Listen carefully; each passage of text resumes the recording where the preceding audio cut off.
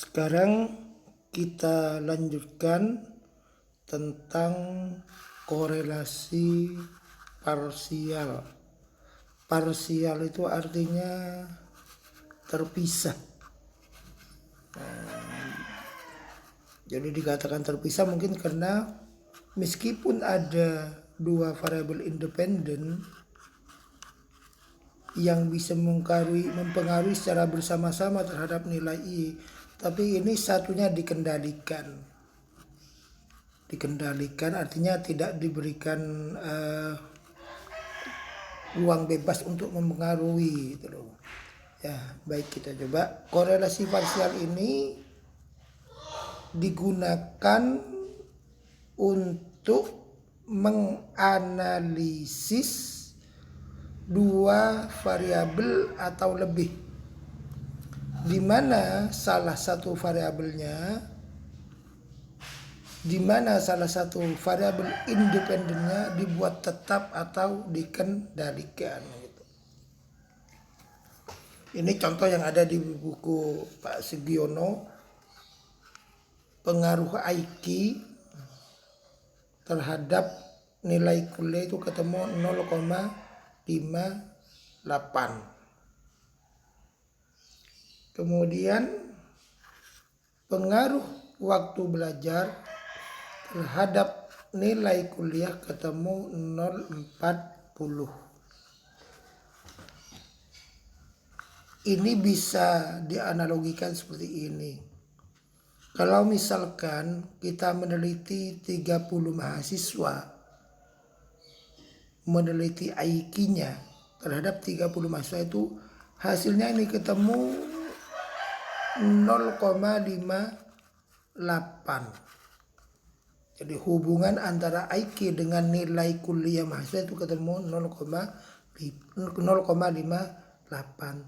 Tapi hasil itu sebenarnya belum ada standar pengendalian terhadap waktu yang digunakan. Artinya dari 30 mahasiswa itu bisa jadi yang ada selesai dalam waktu 30 menit, 45 menit, 60 menit, bahkan lebih. Bahasa dibuat tetap atau dikendalikan itu berarti waktu belajarnya itu dibikin tetap. Jadi yang asalnya bebas 30 menit, 45 menit, 60 menit itu menjadi dikendalikan. Jadi kalau misalkan hubungan IQ dengan nilai kuliah dalam mengerjakan sebuah latihan statistik misalnya, kemudian waktunya dikendalikan tidak boleh lebih dari 60 menit, maka ini hubungannya antara IQ dengan nilai kuliah itu bisa melampaui ini, melampaui 0,58. Apalah, yang penting sudah Anda paham dulu apa yang maksud dikendalikan gitu. Coba kita masuk ke rumusnya. Ini rumus korelasi parsial. Ini nanti pakai jadi korelasi Y dengan X1 dan X2. Kemudian barusan ada 0,58 hubungan ini X1 dengan Y. Ini hubungan X2 dengan Y ditaruh sini. X1 dan X2 ditaruh di sini. Ini tinggal pindah-pindah saja. Karena sudah ketemu ini X1-nya berapa dan hubungannya dengan Y, X2-nya hubungannya dengan Y berapa, udah ketemu. Jadi kita akan masukkan data-datanya saja. Masukkan di sini.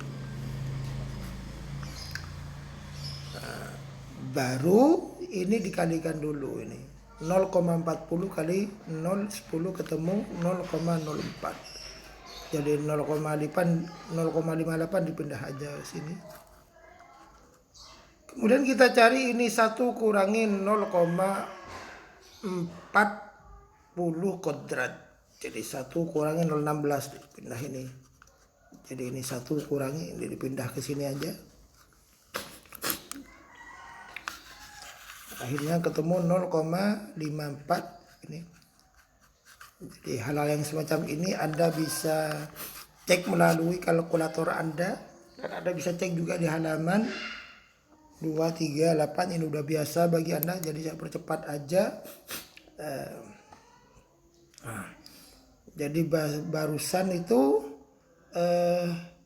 ketemu hasilnya akhirnya 0,592. Di buku ketemu 068, jadi punya Pak Sugiono tidak persis banget dengan punya Pak Sugiono, tidak apa-apa. Toh ini kalau dibuat jadi 0,6, dia punya Pak Sugiono 0,68. Tapi ketika saya teliti secara seksama memang ada banyak kesalahan cetakannya di bukunya Pak Sugiono.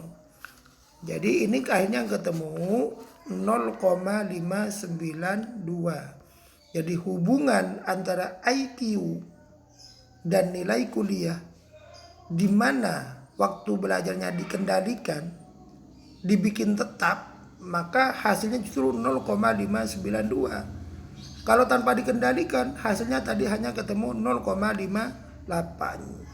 Jadi semakin tinggi itu. Tuh yang dimaksud parsial, jadi salah satu variabel independennya itu dikendalikan.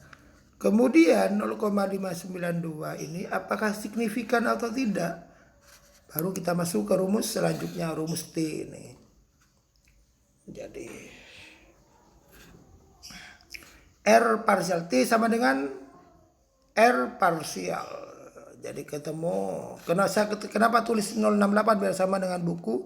Mestinya di sini saya tulis 0,59 atau 0,6 aja, bukan 8. 0,60 mestinya. Karena ini biar saudara nggak bingung menyesuaikan dengan bukunya Pak Sugiono. N ini sama Pak Sugiono, jadi ini sama dengan sampel. Sampelnya di buku Pak Sugiono ini katanya 25. Min 33 ini adalah rumus. Jadi kita pindahkan aja sini. 1 kurang ini. Ini biasa Anda cari aja. Jadi seperti ini udah biasa. 25 kurangi 3 sama dengan 22. Ya pindah aja ke sini. Akarnya 22 ketemu ini.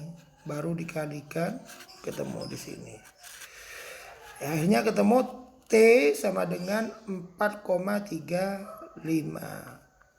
Sekarang bagaimana mengartikan angka 4,35? Apa arti 4,35 ini? Nah, jadi masuk ke sini. Pertama Anda harus lihat rumus dulu gitu. Di rumus tadi itu jumlahnya adalah sampelnya 25. Sampelnya 25. Maka untuk mencari ini, mencari kaitannya dengan signifikansinya, kita harus lihat tabel di belakang. Rumusnya itu 25 harus min 1 ini di buku, lihat cara mencari tabel itu. Maka N min 1, N nya 25 kurangi 1 sama dengan 24. Lihat ke sini 24, maka ketemu di sini 2,64. Jadi artinya apa? T hitung 4,35 lebih besar dari 2,064 ini. Jika dihitung lebih besar dari T tabel, maka HA diterima dan HO ditolak. Kalau HA diterima berarti signifikan. Kalau HO diterima berarti tidak signifikan. Karena HA yang diterima karena T hitung lebih besar dari T tabel, maka ini signifikan. Artinya signifikan bisa diberlakukan kepada populasi. Sampel yang diteliti bisa diberlakukan kepada populasi. Demikian kuliah hari ini. Terima kasih.